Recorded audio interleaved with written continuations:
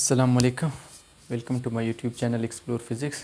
I am Umar Khitab, PhD scholar of physics. Please subscribe करें channel को, like कीजिए और अपने दोस्तों के साथ शेयर कीजिए, क्योंकि बांटने से चीज़ें ज़्यादा होती हैं, कम नहीं होती हैं। और डियर स्टूडेंट, आज हमारा टॉपिक है वर्क।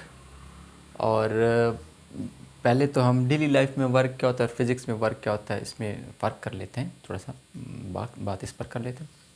तो डेली लाइफ में हम उठना बैठना खाना पीना सोना हर चीज़ को वर्क कहते हैं, और हालांकि फ़िज़िक्स में ऐसा नहीं है। डेली लाइफ और फिज़िक्स के वर्क में फ़र्क है। फ़िज़िक्स में क्या है कि अगर आप किसी ऑब्जेक्ट पर फोर्स अप्लाई करते हैं और ऑब्जेक्ट डिस्प्लेसमेंट कवर करते हैं in the direction of the force, when force is applied on a body and body cover displacement in the direction of the force, work is said to be done, तब आप उसको work कहते हैं। ठीक हो गया कि कोई ऑब्जेक्ट है, सपोज़ ये कोई ऑब्जेक्ट है और आप मैं इस पर क्या लगाता हूँ, ऐसे फोर्स लगाता हूँ और उसी ही डायरेक्शन में ऑब्जेक्ट डिस्प्लेसमेंट कवर कर रहा है, तो फिर हम उसको क्या मानते हैं, वर्क मानते हैं। या मैं ऐसे फोर्स लगा रहा हूँ और ऑब्जेक्ट उसी ही डायरेक्शन में डिस्प्लेसमेंट कवर करता है, तो फिर हम उसको क्या मानते हैं, फोर्स मानते हैं। सपोज़ करते हैं, हाँ मैथमेटिकली कैसे लिखते हैं, W is equal to F dot S. आप ऐसे भी कह सकते हैं कि dot product of force and displacement. Dot product से क्या मतलब है, क्लास फर्स्ट ईयर में पढ़ेंगे आप कि डॉट प्रोडक्ट क्या होता है। तो सपोज़ ये मेरे पास एक ब्लॉक है, मैं उस पर ऐसे फोर्स लगाता हूँ और ऑब्जेक्ट डिस्प्लेसमेंट कवर करते हैं, तो फोर्स और डिस्प्लेसमेंट सेम डायरेक्शन में है। ठीक है, तो फिर work dot F dot S के बजाय एफ एस होगा, तो आप जस्ट इनको मल्टीप्लाई करेंगे तो वर्क डन आपके पास ऐसा आएगा।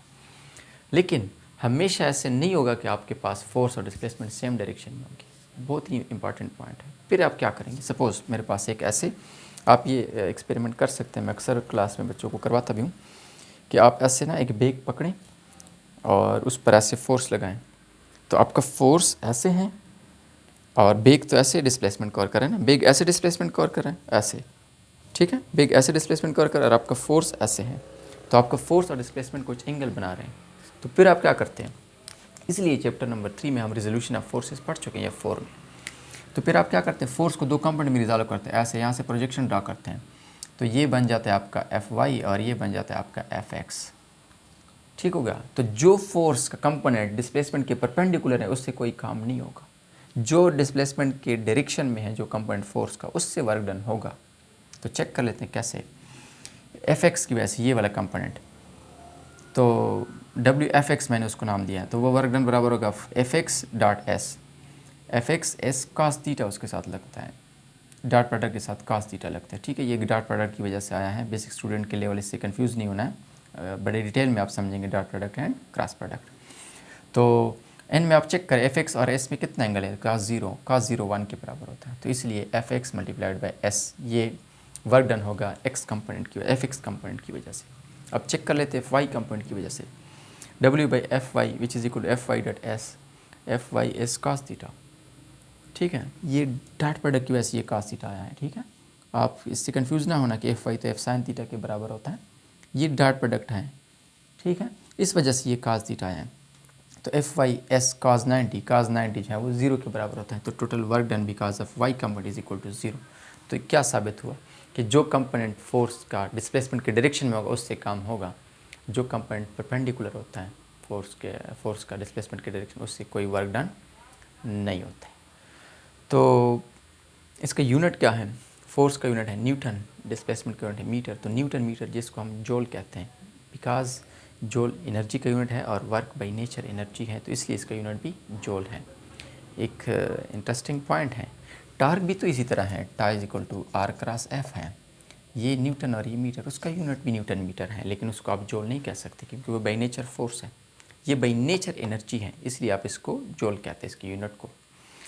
और बाय नेचर ये स्केलर क्वांटिटी, हाँ जी, स्केलर का क्या मतलब है, ये भी वेक्टर है, तो दो वेक्टर स्केलर कैसे बना रहे हैं, स्केलर इसलिए बना रहे हैं कि हमने क्या कंडीशन लगाई है कि फोर्स और डिस्प्लेसमेंट सेम डायरेक्शन में होनी चाहिए।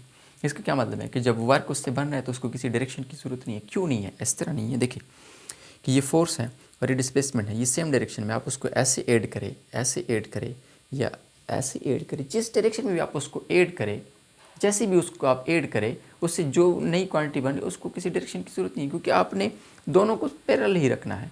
आप ऐसे रखते हैं या ऐसे रखते हैं या दोनों को सेम डायरेक्शन में ही रखना है, तो इसलिए जो नई क्वांटिटी बन रही है उसको किसी नए डायरेक्शन की ज़रूरत नहीं है।